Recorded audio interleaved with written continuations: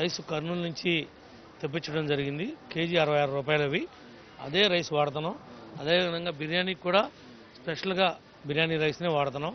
అట్లా అన్ని విషయాల్లో కూడా మరి బాధ్యత తీసుకునే ప్లానింగ్ చేయడం జరిగింది. అదే ప్రకారం చేస్తాం.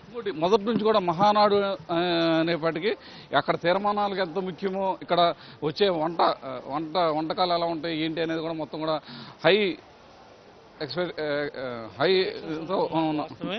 వాళ్ళ ఎక్స్పెక్టేషన్స్ తగ్గట్టుగానే ఇక్కడ కూడా కార్యకర్తలు నాయకులు ముఖ్యంగా food committee incharge Janardhan Reddy గారు, అదేవిధంగా అనగాని సత్యప్రసాద్ గారు వీళ్ళంతా కూడా పర్యవేక్షిస్తూ ఉన్నారు.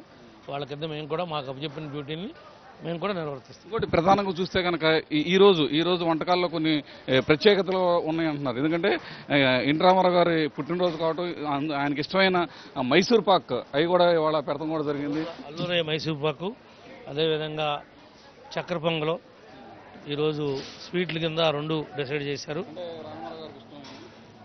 ఇష్టమని కాదు, ఆయనకు కూడా మరి ఆయన అల్లూరయ్య స్వీట్స్ ఆ రోజు ఇష్టపడేవాడో కాదో తెలియదు, చక్కెర పొంగలు ఇష్టపడేవాడట. అది కూడా పెట్టడం జరిగింది.